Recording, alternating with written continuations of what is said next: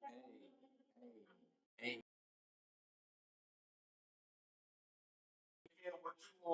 but I think my phone keep my digging in my house and they need something to do. Can't fuck with me. When it's 5 for the 10, you can't fuck with me. When it's 5 for the 10, you can't fuck with me. When it's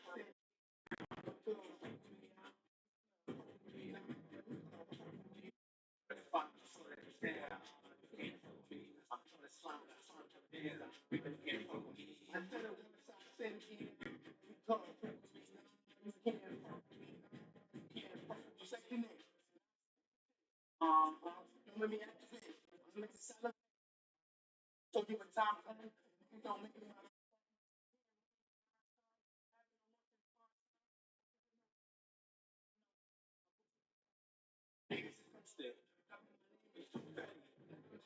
Too steady. It's too heavy. I'm pushing the flow. It's too deadly. I'm telling you niggas, so who let me? Can't fuck with me. For that 5, for that 10, you can't fuck with me. I'm gonna slide the bed. You can't fuck with me. So fuck with me. You can't fuck with me.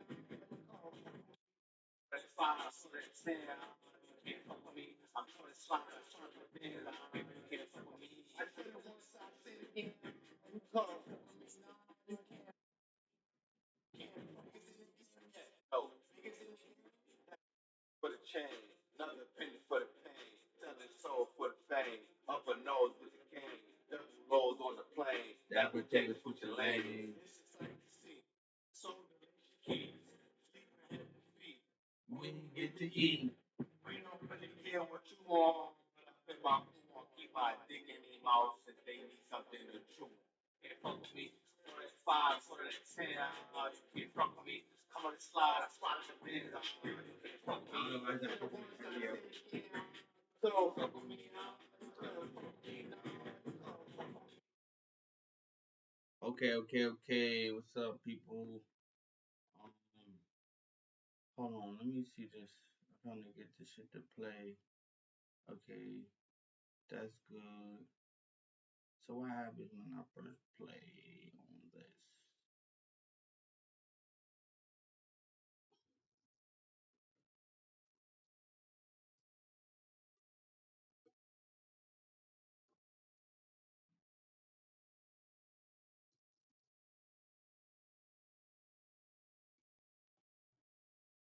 Wait,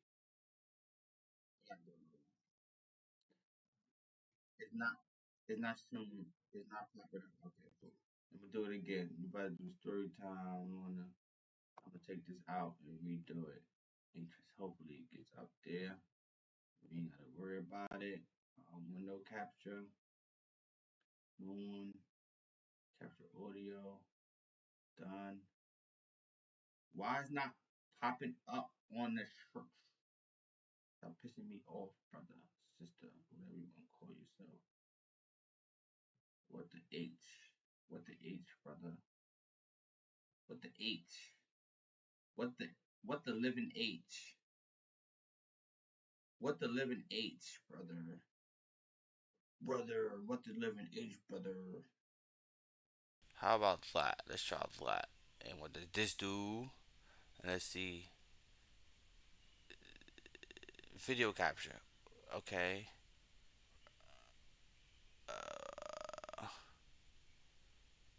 Okay. Okay. Okay. Done. Where the fuck is my audio at? It's not giving me the audio. And I don't got enough subscribers to ask y'all.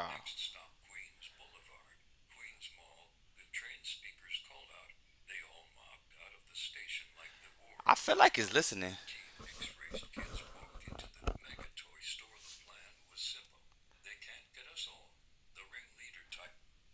I'm going to check on Kick and see how it sounds because I don't want to get into this and it's not actually sounding like nothing. So let me check real quick.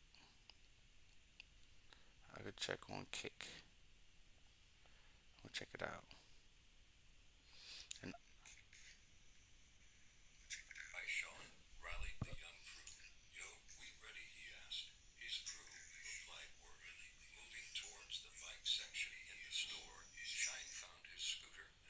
Okay, lit.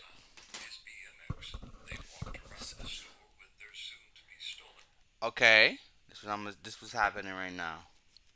We're reading the I'll probably do a half hour of this. It's my best selling urban novel, 595. It's the audio book. And I have physical copies right here. And when I'm doing this, I'm gonna listen. I'm gonna play it, chill, and then as it get through certain points, listen to the story. I'm gonna, Q&A myself, basically talk about the story as it's going. Yeah, I don't think Young Thug is free, cause they talking about Young Thug is free. He ain't free yet, as of yet. I'm not gonna say he would never get out, but I don't think so. Not of yet. So we gonna start the book over.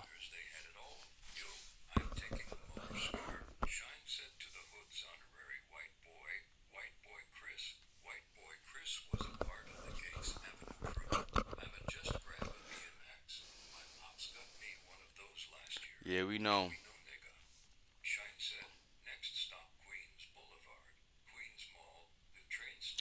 So basically, that little story right there is so when I was young, I lived in Bed Stuy in Brooklyn. So I lived on Madison, so it's Madison, Monroe, then Gates.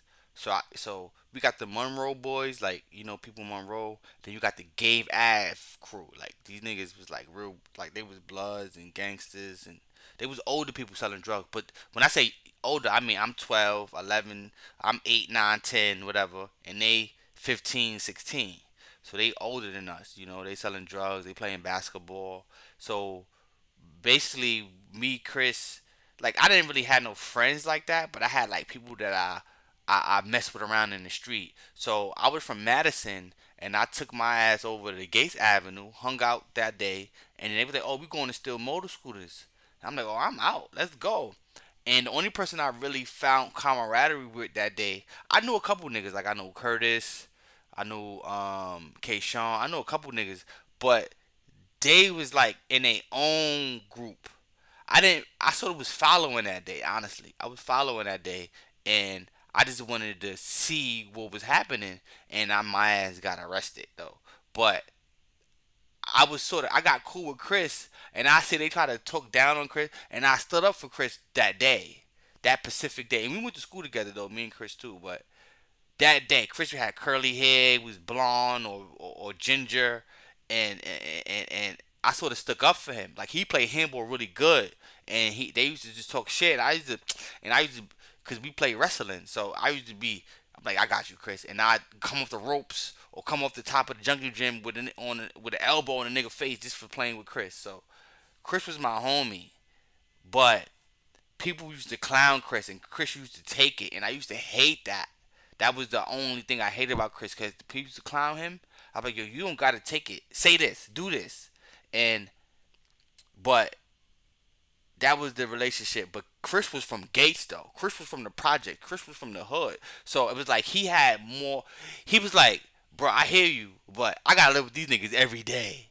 So that was sort of the disconnect. But I also would try to boost Chris up and make him more tougher, because I didn't like the way people would treat Chris. So people, when I come around, they treat him a little different. But for the most part, Chris was being treated like that, but he liked when I came around, because even though I wasn't from that block, I used to stand up for him, and then we'd power up that day or whatever time we hung out, and then they ain't like it, but they couldn't do nothing to me other than say, get out of here, or go back to Madison Street. But for the most part, people fuck with me. Always coming with good ideas, things, a way to make some money or get food for us. So people fuck with me.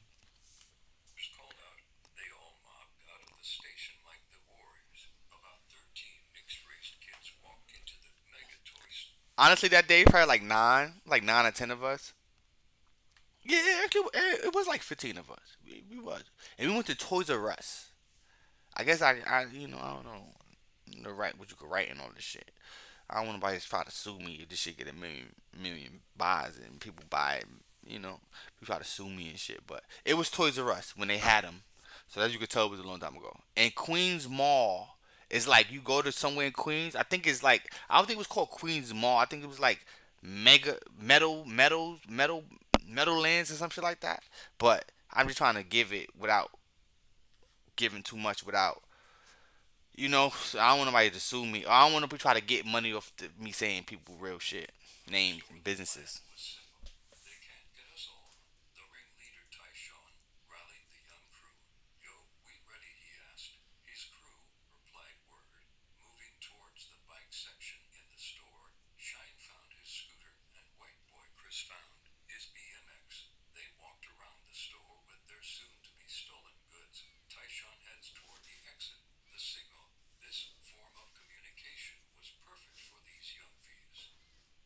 Young thieves.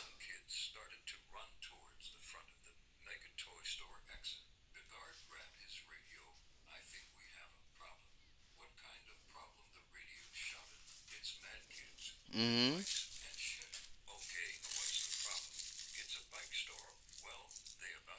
Steal them shit.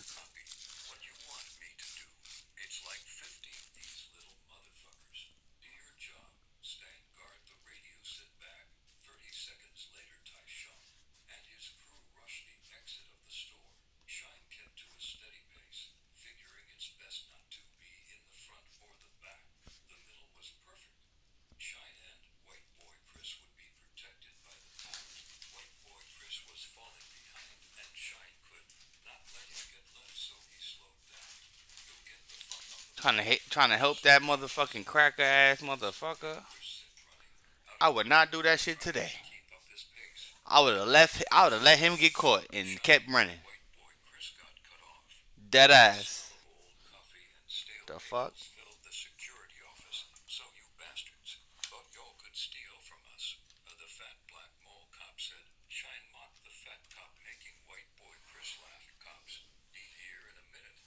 Who laughing then? He give him the sucking sign.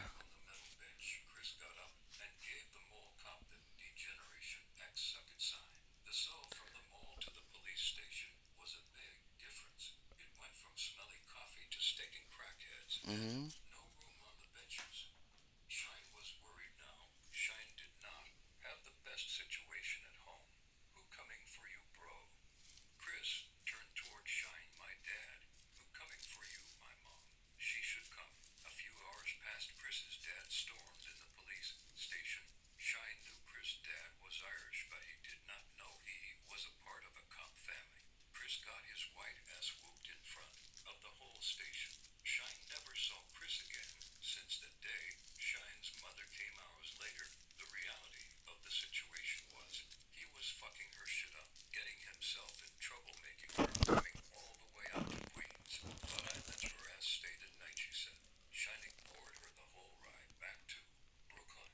Back in the day, my mother was.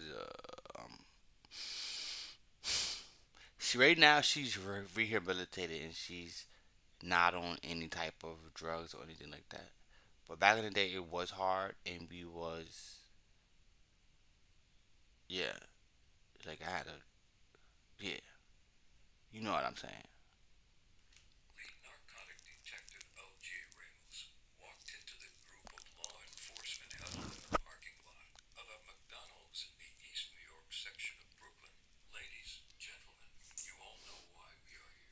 Detective Ramos. At certain points in the story, I sort of gotta make things up, but it was a detective who kept on raiding our spot over and over. And the guy I'm talking about, D, he actually kept getting out. And by the time I got third raid, they got a grand enough charge to make it a felony. Cause every other charge I was first time misdemeanor, beat the case, or get thrown out, or I just take the misdemeanor charge. It's nothing. You know what I'm saying? So four, and then on the no three, and then on the fourth one, I got enough to have a felon, like have a real charge. So, but other people getting arrested too. I went through 8, 9 raids in the same location. This nigga still selling drugs to this day. I ain't telling. I don't care about none of that. It's still operating. It's impossible. You are a fed. You are working with the situation. I don't care. You made a deal. You just want to help drugs. You gonna do it. They allowing you. They are allowing you to do it with impunity. You're doing it. Everybody else is getting up. You yourself, you will go. You're okay. That they are allowing this. Maybe for a amount of time, maybe whatever, but they are allowing this. These are facts. I'm sorry. You not telling me. You can't tell me that these people aren't full fledged working. I'm talking about people who out here driving Benzes and trucks and Audis and getting money out the street are working with police 100%. Period. If you got a person in your neighborhood who's selling all type of drugs who really don't care, don't think about nothing, they probably throw a little bit of shakiness and try to hide a little bit, but they don't care for the most part. Them people are juiced in. They blue badged up. Period. I lived through it. We didn't find shit. That all changes today. Ramos walked to his assigned squad car. Law enforcement vehicle parked a few blocks away from 595 Glenmore Avenue. The household cracked 24/7, and it was a well-known whorehouse. Detective Ramos did not care about that shit. He was there to make his arrest. He was working on his next promotion. Yo, Shine said to Andy. Yo, what's up, bro? Burger King, they both started laughing. That woke up G, you me too. I'm starving what y'all want, cause I know y'all niggas ain't going. Nigga, you supposed to do store runs. You don't do shit. But smoke Maya. Shit up, Shine said to Andy. I'm fucking with you, but look, I want two Whoppers, 6-piece nugget, no 10-piece. I want the same. Shit, bro, G said. Andy put his hand out for the money. Shine looked right at G. Bro, I paid for everything yesterday. Nigga, you in my crib every day selling shit. I don't charge you shit. Nigga, pay. Shine said, nigga, so you smoke all my weed, nigga, for free. G said, nigga, you fuck my hoes. And I know you fuck Faith. Andy looked at these two niggas like they were stupid as hell. Ayo, both y'all niggas made mad money all day, and y'all arguing about $20. Andy got up and walked out the room. Shine and G followed him downstairs. Yo, hurry up, brah. I'm starving. You, G, where you going? G tapped his front pocket to Daw Whip, putting up this cash. White Shine noted to G. Yo, don't take forever. Andy nodded back. So Andy A is like my little brother. G. So I met G, right? So if I buy weed, right? I probably met G through A, but it don't really matter. I say if I buy weed, I think, hey, give me a half ounce or eighth, a few eighths. But at the time when I was running the escort service in Core Spot, it say I had four different girls there. So I need weed, so I need the eighth. All four girls want an eighth or two. So when you calculate it up, what we getting 2 ounces, 3 ounces, you know what I'm saying? So I'd be like, yo, how much you gonna sell me? I want a quarter pound. So I get a quarter pound, 400, and I divide it up. Basically, I buy a quarter pound and then sell it to the girls as they want it, you know. But I give them to a little cheaper price. But I basically got it, and I like, you want an eighth? All right, boom, $25, boom. So like that. So what happened was he would come over. Say if I had a dry day, I'm like, yo, ain't nobody hitting, and he'd come in my spot early, and he'd be sitting. Cause I'm some days it's dry for me, so I'm sitting, and he'll sit, and he'll bust his move. When I say that, people either come to the corner, come downstairs, even come to the house sometimes. He'd be like, yo, can I have somebody come here? Da, da, da. All right, cool, no problem. And he'll meet him outside, or he'll go bust a lick. He'll come back 20 minutes later, and he'll leave all his shit there, and whatever, and then say he break down pounds or something, and then that residue, like the residue, like we smoke. So I'm like, okay, it's actually a plus to this. So yeah, that's G, and that's what's the name. So that's what he was there. He ain't had nothing to do with what I was doing, but he sort of just was like a plus. And he basically was the weed man. He just basically was an in-house weed man, but he operated. So I'm not sure where he would have been other than I'm pretty sure he had another place, maybe a hallway to hang out. But now you got flat screen TVs, you got girls, you got big couch, you got big chairs, you got a whole bunch of people you could talk to, and you making money on those fits. And then people that's around frequenting, whether it's a client or a girl, you can tell direct them to really. And I'm not getting PC from you. You get what I'm saying? I'm basically just smoking for free, if anything. Smoking hella weed for free. And then now I sort of got me a worker. So when I do get the QP, he'll give me an extra, he'll give me something extra. I smoke that and just give my QP to the worker. And then I just had that working. Shout out Mo. That's my nigga though.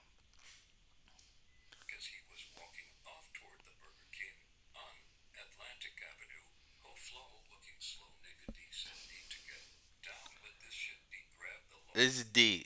This is D. This is my. I ain't gonna front. All I talking shit about D, all this shit.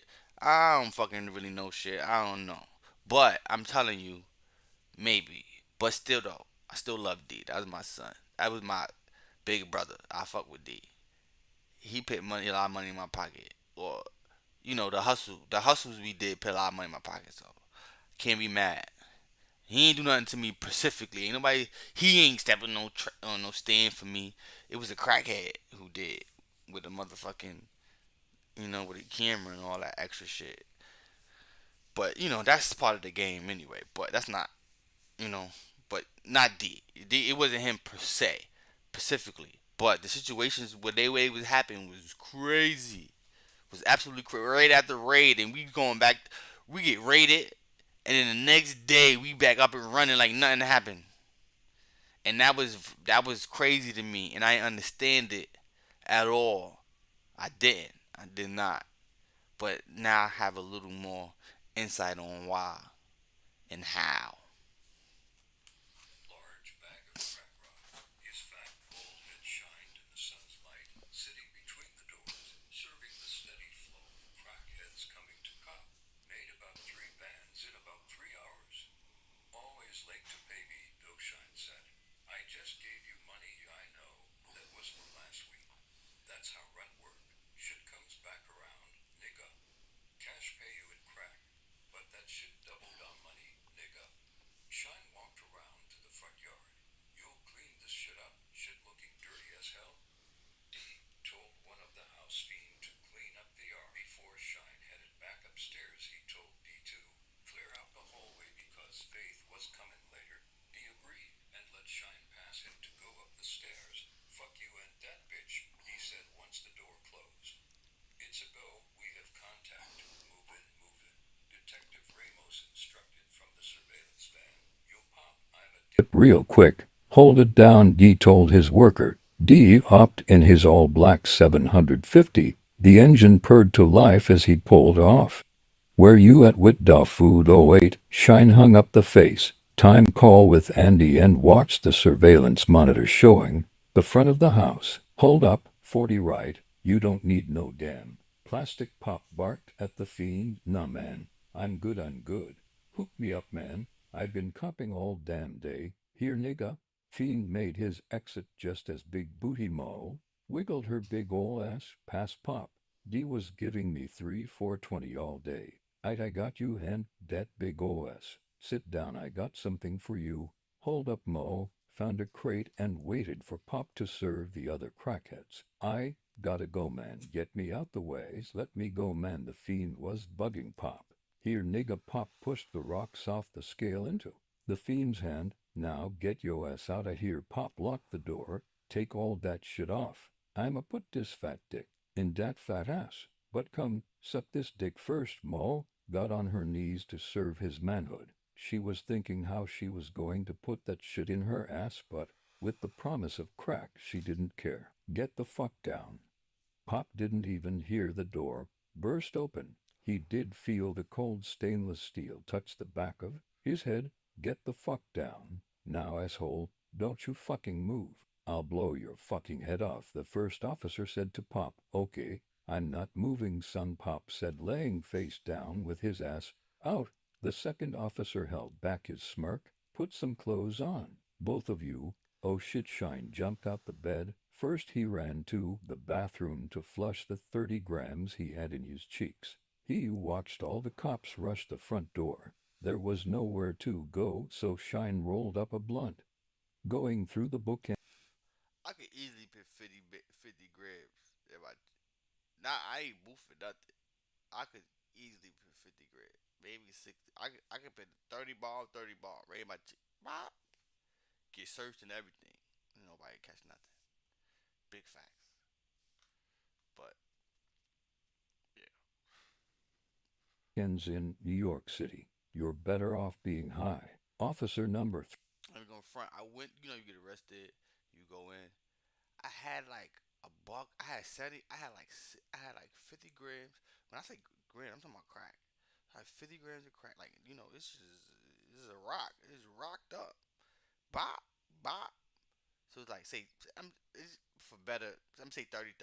So 30-30, and I got arrested. And by the time I came out the book, cause I went through, you get through the precinct first, then you get the transpo. Transpo take your ass to the bookings. Then you go to bookings, and they basically you go through the system. You go from downstairs to upstairs, whatever case may be. You finally hit a judge, or you finally get to the point where you're gonna see a lawyer, da da da, and then you see a judge, or maybe you go to Rikers Island, or maybe not, whatever. Basically, yeah. But I got out. Do that process at least twice, at least 2 to 3 times. I went through with my whole pack, the whole pack, the whole 60 grams. So 60 grams is $6,000 worth of stuff. You know what I'm saying? Not booth. So booth is in your canal, your ass canal. Cheeked is in between the cheeks, so cheeked. So there's a difference between cheeked and booth. Don't really matter. It's all the same shit. But people outside like selling drugs and stuff, typically running around, not weed, like crack. You can't do it with fentanyl or dope, but not crack or whatever. But anything else, cause think about certain other drugs, they gotta be in a certain temperature. It's gonna be bad. It's gonna go bad. So like the D, the F, the H, all those things, like the boy, that has to be keep it temperature. So you keep it in rice, you keep it in the coolest temperature. Dry, cool, wet. I'm not wet. Dry, cool, mainly. But right, it don't even matter. It's sweat. It'll come back together. It ain't going nowhere. It's sweat in the bag. So what? They come right back together, and they just do it off the bag. So you know what I'm saying? You could cheek that all day. So typically, that's what people doing. They cheeking crack and any other thing like that. three hooked up. I'm going up, pointing to the ceiling. Yeah, I heard footsteps. Officer number two said back. Yo, I'm not even from here, son. This not even my spot, yo. I just got out, man, Pop pleaded with the tactical officers while laying face down on the ground, going up the narrow stairs, leading with his assault Pop was a young dude, and he was in love with a crackhead. Her name was Teflon. rifle. Officer number three, followed by officer number four. Tight corners, officer number three whispered, baby, we getting One day she was like, "Yo, I put that pussy that little nigga. That nigga started smoking crack with me." I was like, "Whoa." it again. I know, sorry. Baby, I'm going to call you from the station. Yeah, I might need you to drop the phone. Get down on the ground now, officer. Number three told Shine. He dropped the Yo, one time they did a raid. It was crazy. Cause I'm laying down on the bed. I heard commotion downstairs. I'm in the back room, and there's a single bed sort of on the floor. Like it's just on the floor. There's no nothing else, but just the bed on the floor. And I had a rabbit in that room, but I had the rabbit in the cage at this time. And the window was right there, and the door was open. And I could see my stairs. So for some reason, I opened my eyes. I'm like, can I listen to people was down? I said, "Oh, it's people downstairs," but I didn't know it was like a raider though. But I heard people downstairs. So I got up to use the bathroom, and I had the blunt, and I picked up and I started smoking. So as I'm on the toilet, I hear something. I'm like, "What the fuck?" And I hear the steps, and then all of a sudden, it's not fast. It's fast paced, but it's light. It's like, and all of a sudden, I see the pole just turn the corner, and then it's a whole fucking assault rifle. And I'm on the toilet with the door. I got my door open. Ain't nobody in this house, so I got all the doors open. I don't got no closed doors. in the bathroom. So I'm in the top of the house, but it's like an attic type shit. So when you come in the bathroom, you got that attic type slant. So the nigga had to sort of lean to the side and shit a little bit, and he started yelling, and I'm like, yo, bro, this is about your third time coming here. You could relax. And then he looked at me. He didn't put the gun down or nothing, but he said he backed up, and he actually grabbed the door.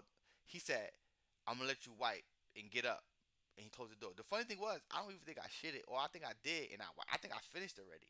But I took my time, act like I was wiping, and then got up. But when I got up, I turned around, put my hands behind my whatever case may be. But that was crazy though. At least he was polite enough to let me wipe my ass. The phone, but he pulled on the blunt until half of it was gone. Put that shit out. Asshole office number for toll in. Shine blew out smoke while they cuff in. Bro, she fire who Shine asked Aki. Aki pointed outside the front of the store. That joint right there she just left. Shine was trying to she her, but it was too late. You give me 2 packs of backwoods, not that berry shit. Russian cream more. Those banana ones you just buy box. Better price, better deal. I'm good man. Shine paid for his roll up and left the store. Standing on the corner of Pitkin. Shine see some shorties standing by the cab stop. One of them looked like the light joint Aki was talking about. Yo, Wassop. Mama Faith thought she heard someone, so she turned around. Wassop beautiful. How you? Shine said, walking towards her. She was a cute mixed girl, slim-bodied, pretty face. She had that one in a million oleo look. Fine, Faith said, backstopping to let Shine shoot his shot. What's your name, Faith? Yours? Faith held out her hand. Shine grabbed it with both his hands. She looked down at their hands and blushed hard. You from round here? We definitely gotta chill sometime. We could chill? Where we going? Shine looked around. He didn't think he would pick Shorty up that easy. Still attached to Shine's hands, Faith looked over her shoulder and waved over this slim, punk rocker looking chick. Name T, what T said with the attitude. You know you got this nigga waiting. No, we going to she looked. At Shine. Shine right, yes, Shine said. You got a car. Faith asked Shine. Faith told T to get the other girls, while Shine and Faith walked to his car. Kool-Aid was tall with a fat ass and a no-shit-taking attitude. Kay was a baddie. She had a sexy body, thick lips and hips, with beautiful cocoa skin. They all got into Shine's car and drove over a few blocks to Shine's house. All four girls plopped down on the futon couch. Okay, so basically, none of that store shit really happened. I had to come up with something that made sort of sense. So my cousin was staying with me. I'm gonna say what it was. One of my cousins was staying with me, and I'm like, yo, bro, cause I'm here, like I think I was getting unemployment at the time. I think I broke up with my girl at the time. Whatever, man, shit was going on, and I'm like, bro, I can't even, I can't even jerk off if I want. I can't even hit my shit. I can't do nothing. You hit every day. Like, get the fuck out. Like, just like a break or something like that. But I just was maybe irritated that day, and I said it. But then maybe I come in the room, and he like, yo, I'm about to go to my baby mother house or some shit like that at the time. And it was late, so I was like, all right, cool. So I got my unemployment with her. I'm like, oh, I freaking crib. Oh, all right, let me. So I'm chilling. I'm like, damn, I ain't trying to cash out or nothing. I just was sort of joking in a way, but I'm like, okay, I ain't really had no bitch at the time, whatever. So I ordered. I'm like, all right, let me go look on the sites. So I looked on the sites, and I had found like a tumor.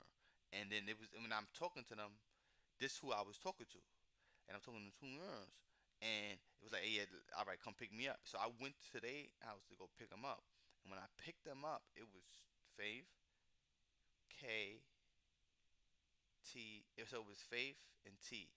They got in my car, and then Kool Aid and K got in the front car, and I'm like, what's going on? And it was like, oh, we going to your spot, and I'm like, oh y'all, I don't get it. They was like, oh no, that's just our driver. He gonna take them somewhere else. I'm not sure what she said, but we went to my house. I said that dude, whoever's in that car not coming to my house. Like, no, he just our driver. He's staying in his car. So I'm like, all right. So we all went to the house and upstairs, and I'm still confused. I'm like, I'm letting it happen, everything happening, but I'm like, I'm still confused because I'm trying to do a date. Like I'm here, I'm supposed to do a date. So when you get upstairs, it's like, oh, you live here by yourself? I'm like, yeah. They're like, yo, you can make money. I'm like, bitch, I'm not talking about no damn money, but how? It turned to what? But how? Because it's for them. And then they just all start taking their clothes off. They start doing this, start doing that. And then she sat on my lap, start talking to me. And then she said, listen, you know what? Come in the room. Came in the room, started talking, da da da. He had sex with me. And then she like, yo, we should do this, and everything, da da da. And I just was like, yep, yeah, okay. And then I feel like it was gonna be gone by the morning, but it would stay for 7 months. Like I was stuck. Like they, I'm not saying nobody ever left the house. We left the house. They went. One person went away. Two people went away. A day or two, or even a week, or we had a bat in and out, whatever. But we was locked in that crib for 7 months. From that one night, it turned into 7 months straight.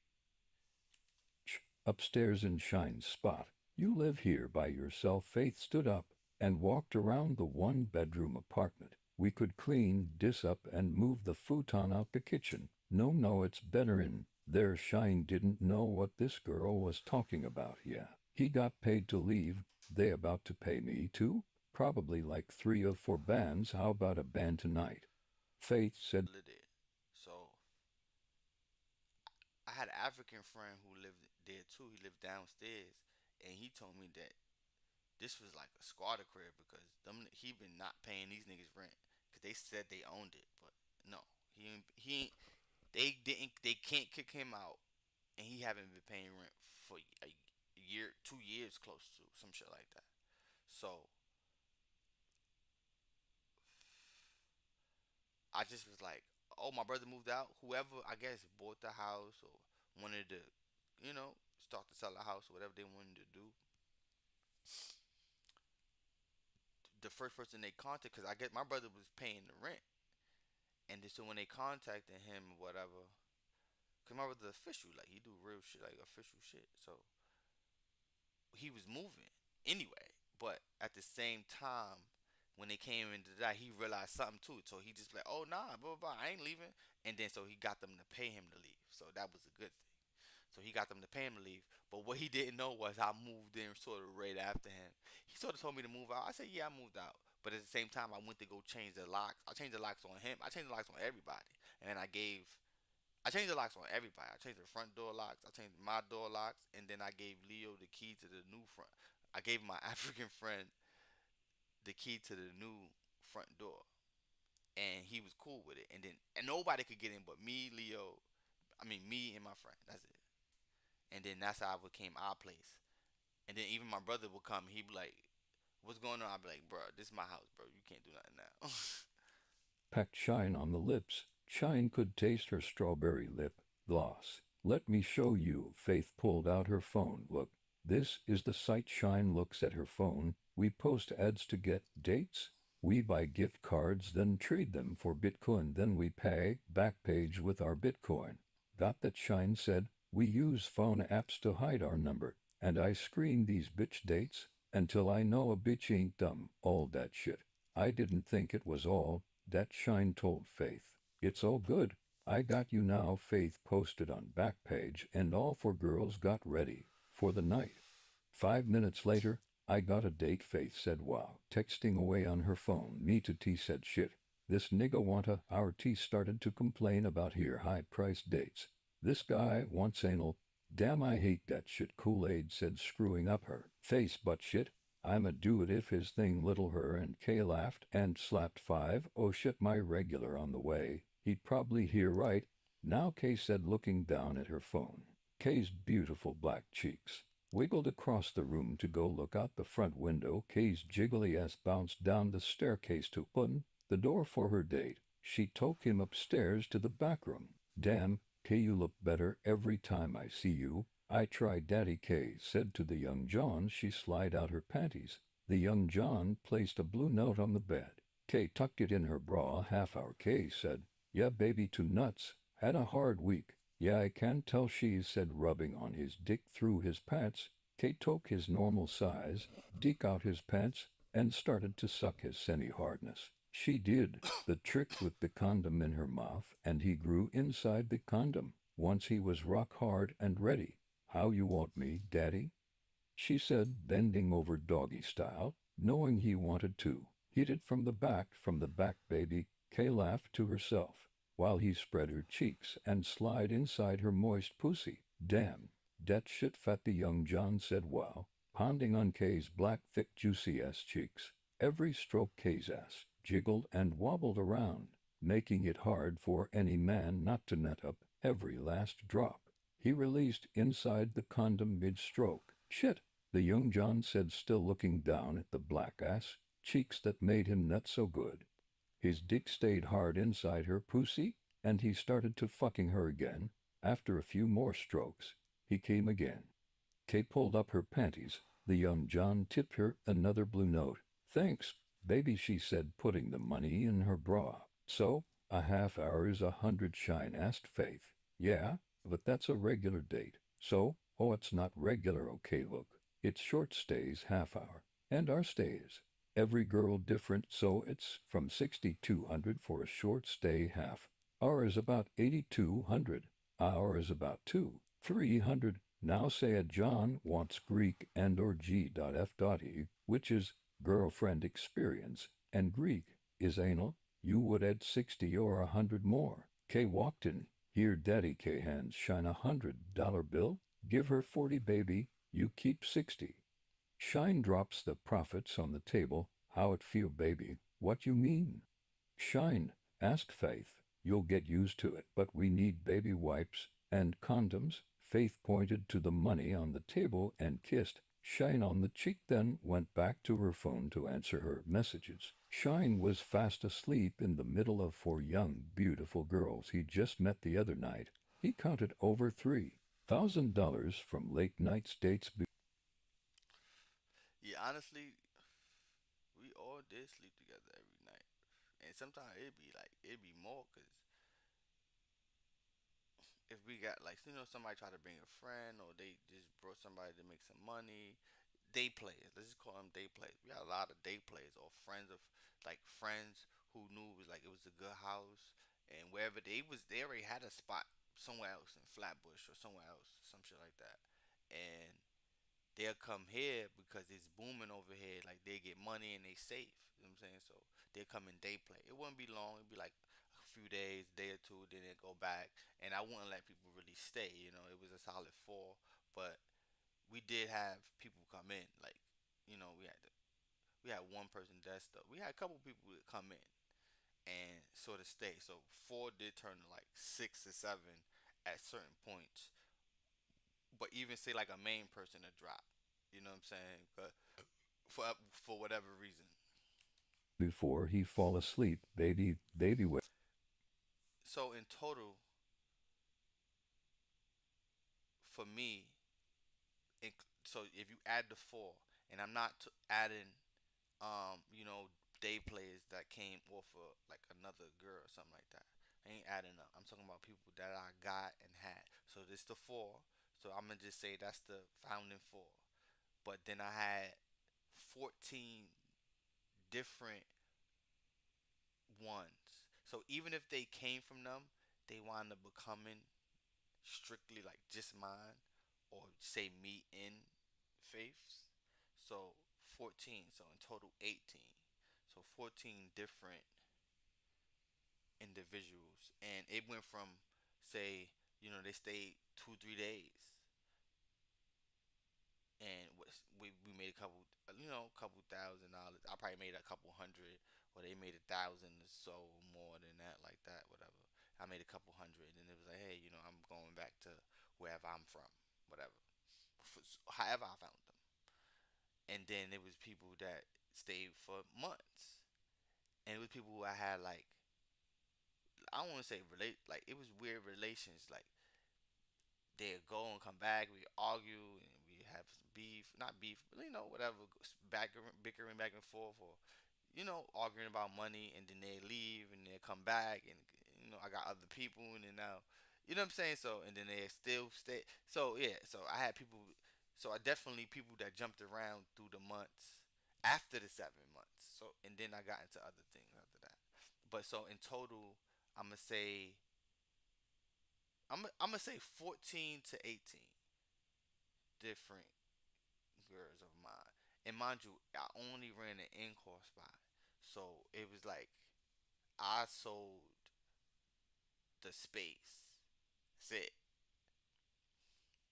and they did whatever they did, and I got paid for the time and space. Wake up. Faith tapped Shine. You. Post us. Shine wiped crust from his eye. What? What time is it? Shine asked. It's early, nigga. Post us. The morning rush bout to hit. Bet. Thursday and Friday mornings were cash cows. A lot of horny dudes who just got paid wanting to get their nuts off before work. Faith got up the bed. All the girls followed. They were all in their panties and bras. Shine rubbed his hard dick and walked over to the pile of money that was made last night. More condoms and baby wipes, Faith said from the bathroom. Eight, Shine said, heading out the door. Shine came back from the store in just a few minutes. The shower was running in the bathroom.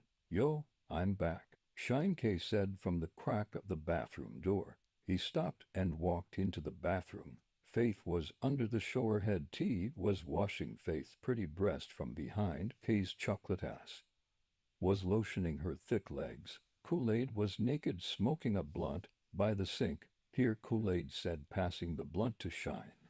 Kool-Aid was tall with a nice round booty. Her pussy looked pretty and fat. T's little booty wiggled around while she washing between her butt cheeks. Shine's 8 inches was hard and ready. Faith stroked it standing behind him. T held K's head as she started sucking Shine's dick from the side of the tub. Shine held Faith's ass cheeks in his hands, spreading them open. Her pussy was fat and juicy. Fuck me, Faith said. Fuck me to baby, T added, popping Shine's dick out her mouth. Kay said, I want some dick too. Kool-Aid was playing with her pussy. You know this your pussy, daddy. The futon was pulled all the way out like a bed. Kay's juicy ass was bent over with Kool-Aid's slim booty next to it. T placed her mouth on Shine's pulsing dick. Faith grabbed the condom and slid it on, then pushed his 8 inches into Kool-Aid's pussy. Oh shit. That feel good, daddy, Kool-Aid said, throwing it back on Shine. Shine was ready for K. Shine pulled out of Kool-Aid, then pushed into K's cocoa brown-ass cheeks. Shine stroked K hard and long. Faith tongue kissed Shine and T sucked on his neck. This had Shine ready to nut. He was surprised he lasted this long. Ride that dick, bitch, Faith told T. Her slim body was bouncing on Shine's pole, holding on to both cheeks. Shine slammed all his inches into T's cave. Faith knew Shine was waiting to nut off her pussy. Faith laid on her back, welcoming Shine to enter her. K rubbed his back and T and Kool-Aid watched his dick go inside her pink fat pussy. They watched the veins in his dick pumping and out of Faith's sweet spot. Faith moaned as he stroked her. I'm about to come for you, daddy. Me to Shine sped up his strokes until he released inside her love cave. Hello? Hey baby, how you doing this morning? Yes, I'm available. How long, baby? Okay. Yes, text me when you close, Oma. Send the address. Kate turned around looking for her phone charger. Okay, it's 200. No, I don't do Greek. Sorry, baby. You still want the date? Okay. Anna, text the address. Faith, what's the address again? T asked Faith. No, baby, I don't know. I don't know anyone who would do that. Call somebody else. Sorry, Pa. Faith hung up and looked at Shine. What's up? What happened? Why you tight? Nah, just a dumbass date. The nigga wanted me to. Faith stopped to laugh. The nigga wanted me to eat his ass. I wanna go back home, Papa. Young Faith said from the back seat. They were on the road down to Virginia from Brooklyn. You can't, mommy. Nobody's there. Faith. Yeah, so that's the next part. So that's basically the first part of the story. So let me try to summarize it. Um, so I start off with like like a flashback of when I basically first got in trouble. I felt like it's probably not the first trouble, but it's like the first prominent trouble it gets, and it gets me sent away to in this D house, and then I wound up going to Lincoln Hall, and I wound up going to Green Chimneys and going into the group home system and stuff like that. And it's really from that, that's the scenario that did that. So that's why it's a prominent one, and I um make that statement. I made that part of the story.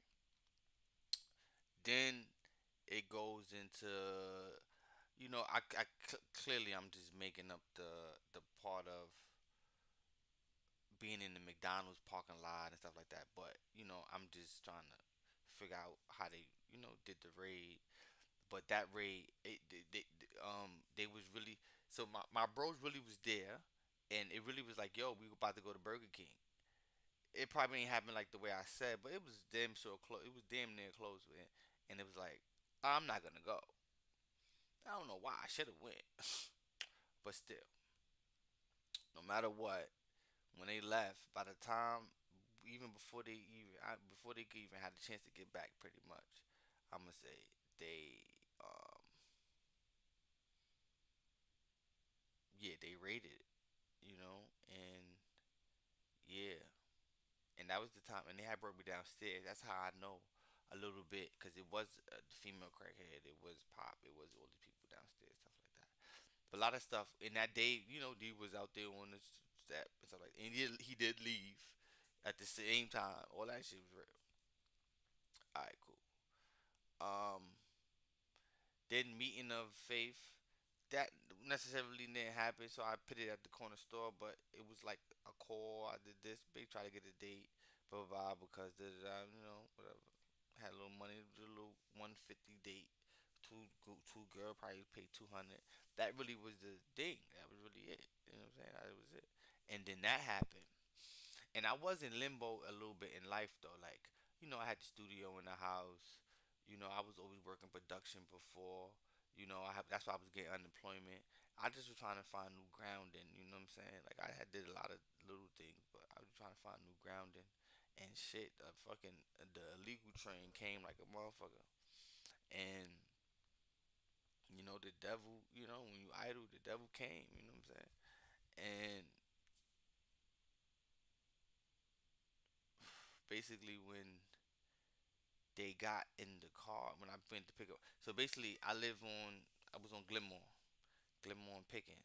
So took Atlantic and went straight down Atlantic and went to one something something in Queens. So 140 something in Queens. So I went over there to the street. It was a house. Boom, I'm waiting. Come in. They get in the car. If they get in the car in the front seat, like all that stuff is real. Like, well, take the same thing from the corner store and just put it over there, and then everybody got in the car, and then add the other guy. Everybody got in the car, and yeah. So when they walked in, I'm like, so I'm sizing it thing up because it's full, because everybody just came in. Well, not the dude, because whoever drove, it was another person that drove them there. So I'm got a car, and the other guy got a car. I never even saw him, but he was in the car. He was like, "Oh no, that's our driver." So basically, Faith and T is light skin, and then K and Kool Aid is dark skin. So Faith and T is like they the friends, they together, and then the other ones they not even together, but they just whatever. So K is like her own thing. She's just doing her own thing, honestly. Kool Aid got a child, so she's just trying to get survive and shit, honestly. But you know, people come in, sit down, blah blah blah, and it's like I don't even really say nothing about like the sex I want. Was this is the only thing I this is the only reason, but it just felt different. So I think like in the first 5 minutes, Cause mind you, we don't got no weed, we ain't got no alcohol. It's not like we partying. And then they just like, oh, you got internet here? This is you got one futon. That's the bed. It wasn't even a futon. This was a bed. It was just one bed. It was a regular bed. Like we had a little base, and then it was a bed. So it was a bed. It was and then it was a so that's in the kitchen. So that's one room, and then you go in the back room is a back room, and that's the it got a door and it got a window in the closet. But that's like a bedroom. You know what I'm saying? If you want to say it's a bedroom. And it was the bathroom right there. Then it was the stairs going downstairs. But in the kitchen, it was the, refrigerator, da da da, and that's why we had the TV. Basically, it was the kitchen living room. It was small, really. It wasn't big at all. So it could fit what 10 people standing up, and they be packed in there like sardines. That type of small, but it was cool. And it was attic like this, so it was a little slant. It was a little attic like this, so it was like a little slant and shit, like this type shit. Actually, was pretty accurate. That was crazy. But other than that, after that, we we really just we really just had.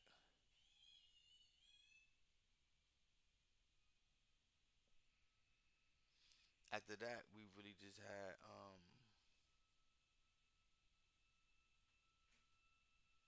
It just went. It just went right into it, and I'm not even sure if we was getting. Yeah, we started getting dates that night. Like just pulling up, and I just was getting the bread. I think we had a limbo top. For some reason, I feel like we was in a room laying down. I don't know how. I don't know what happened, but whatever sex I had happened then. So I was good, and I think it was more than one. I'm not sure, but yeah. But that happened. Then once that happened, I was like, "What we doing?" Because my mind wasn't clear before. Then I was a little more clear, and I'm like, "Oh, money. You know what? Let's see." And then in the first few hours, I had like $500. So in about the morning, I had like like same like five. So if you add in the hours, maybe like 2,000 something like that. And I remember even throughout the times, I remember even calling people for weed and different drugs or whatever, or even I think we went in the liquor store and we ordered food. And at this, I don't know. I just felt a little. I don't know. I just felt like because and so my little two. I sort of calculated. So my little 2 3,000. So by the morning time, I had like 1,200. I had like $1,200. 1,200. And I remember going and putting it in my car. That's how I remember. 'Cause I said whatever money I had, I went to the little thing, and I put it on the little card. Whatever card I had at the time, you could upload it through the little Western Union shit. Whatever you could do, I uploaded the money, and I was like, oh, okay. Cause I was like, oh, you gotta go. They was like, oh, condoms, baby wipes, and shit like that. Then I had to get an air mattress, and I had to get curtains. I had to get a whole bunch of shit that was like, I had to get candles. This was a whole bunch of things that I had to get to spend, and they was like, pretty much it was just like they ain't spending their money. Clearly, they ain't spending their money on drugs. That's why not when I like drugs, whatever drug, and then they'll spend money on weed, and then they buy their own food, of course, but like say if they would get liquor, they buy their own liquor for themselves. But if everybody would drink, I would buy. Like I would buy the party. I would buy house things, and house things was like I have a big bottle of liquor and make sure that's there. So not getting drunk, but you drink a little bit, and then or you would take a shot or do whatever. It always was there. Like the biggest bottle I could get, I just get it there. Boom, and then baby wipes, big boxes of condoms, and even if I walk by and go see people in the barbershop or something with the big things of condoms, I try to take as much as I can after I get there, cause especially after I tip, I'd be like, yo, let me take a lot of these condoms. I take a whole 2 pockets full, and I just keep them in a drawer. Garbage bags, nigga, you be surprised, nigga. It be a whole big garbage bags full of condoms, baby wipes, boxes of condoms, and basically weed paraphernalia, like ashes, cigarette butts, whatever the fuck people. Just the whole bag full. But yeah, so that's that part. The next part was getting into faith, a little bit about faith background, how I did my background history. Over the years, me and Faith. I'm not saying like we had the greatest relationship in the world, but over the few years, me and Faith, we talked about stuff, so that's why I know certain things. So it's not a full depiction, but it's just like I highlighted certain things. And then trust me, at some point, this is a fictional book. You get what I'm saying? So this is a fictional book, but it is exaggeration of true events. So all right, every Thursday I'll be doing this. I'm gonna keep going on with the book, and after the book, I get into the pilot, and because I wrote a TV show first about this, and then I feel like the book is more, transitional into getting into people's hands now. So I feel like that's what I'm keep doing, and I'm on Kick. You know what I'm saying? And I'm on YouTube, Instagram, TikTok, and on Facebook, and 595. It's coming.